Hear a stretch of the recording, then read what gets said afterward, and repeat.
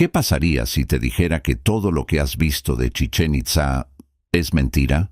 Pero la imagen que tienes en tu cabeza, esa ciudad gris, silenciosa, abandonada, esa sí es completamente falsa, porque en el año 987 d.C., Chichén Itzá no era un cementerio de piedra.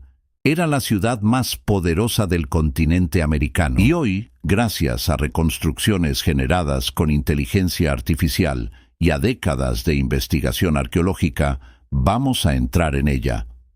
En este video vas a descubrir cómo lucía el gran mercado cuando estaba lleno de comerciantes llegados desde el Golfo de México. ¿Qué rituales se celebraban en el interior del templo de Kukulcán que ningún turista de hoy puede imaginar? ¿Y cuál es el misterio que los arqueólogos llevan 100 años intentando resolver y que todavía no tiene respuesta? Primero, borremos el error más grande que cometemos al pensar en los mayas. Los edificios que hoy vemos blancos y erosionados jamás fueron así. En el siglo X, cada estructura de Chichén Itzá estaba recubierta de estuco y pintada en colores vibrantes: rojo intenso para los templos de sacrificio, azul turquesa para los espacios ceremoniales, amarillo ocre en las plataformas de los nobles. Los arqueólogos han encontrado vestigios de pigmentos en múltiples estructuras. El llamado azul maya, una mezcla de índigo y paligorskita, era tan resistente que sobrevivió siglos de lluvia tropical. Imagina eso, una ciudad que brillaba bajo el sol del Yucatán como ninguna otra en el mundo conocido de esa época. Y no estamos hablando de un poblado. En su punto álgido, Chichén Itzá albergaba entre 35.000 y 90.000 personas, según distintas estimaciones. Para ponerlo en perspectiva, en ese mismo año 987 d.C., Londres tenía apenas 15.000 habitantes. Esta no era una ciudad periférica de la historia mundial, era uno de sus centros absolutos. Pero para entender por qué Chichén Itzá llegó a ese poder, necesitamos hablar de algo que los libros de texto rara vez mencionan: la alianza que convirtió a esta ciudad en un imperio, y el hombre, o quizás el dios, que la hizo posible. El templo de Kukulcán, 91 escalones en cada uno de sus 4 lados, más la plataforma superior, 365 escalones en total. Un calendario de piedra. Pero eso ya lo sabes. Lo que probablemente no sabes es lo que había dentro. En 1930, los arqueólogos descubrieron que el castillo no era un templo, era 2 templos. Dentro de la pirámide exterior existe una pirámide más antigua, completamente intacta. Y dentro de esa pirámide interior encontraron algo que los dejó sin palabras: un trono en forma de jaguar, pintado de rojo, con incrustaciones de jade en los ojos y colmillos de pedernal. Nadie lo había tocado en más de 1000 años. ¿Para quién era ese trono? ¿Qué rey o qué dios tenía derecho a sentarse ahí? Esa pregunta nos lleva directamente al mayor misterio de Chichén Itzá. Pero antes de revelarlo, quiero que entiendas el sistema que hacía funcionar todo esto. Estaba organizada mediante un sistema de calzadas elevadas llamadas Sac-Beob, plural de Sac-Be, que en maya significa camino blanco.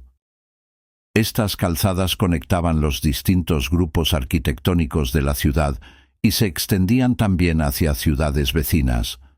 La más larga conocida hasta hoy mide casi 100 kilómetros, llegando hasta la ciudad de Cobá. 100 kilómetros de calzada elevada, construida sin rueda, sin caballo y sin metal. Bien, ha llegado el momento de hablar de lo que realmente catapultó a Chichén Itzá al poder absoluto. Y para entenderlo, necesitamos viajar al centro de México.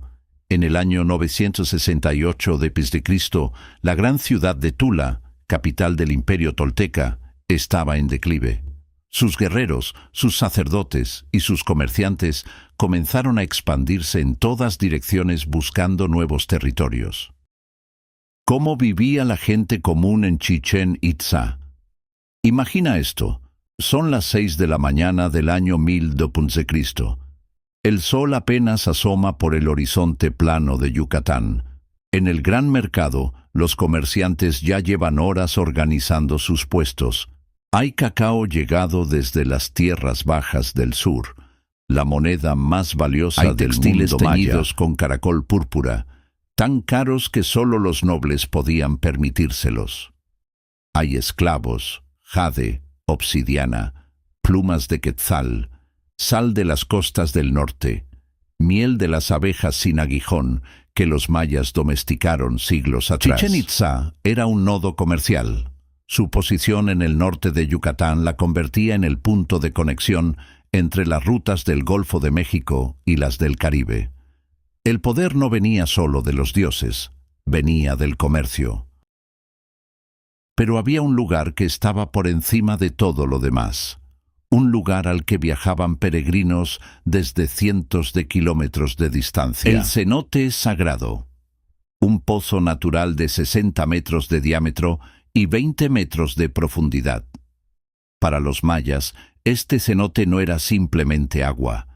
Era la boca del inframundo, la entrada al Xibalba, el lugar de los miedos, y a él arrojaban las ofrendas más valiosas que podían imaginar. Cuando el arqueólogo Edward Herbert Thompson dragó el cenote entre 1904 y 1910, encontró en el fondo lo que ninguno esperaba: más de 30.000 objetos de jade, oro, cobre y obsidiana, objetos llegados desde Guatemala, desde Honduras, desde el centro de México, y también encontró huesos humanos. Hacia el año 1150 d.C., algo comenzó a fallar en Chichén Itzá.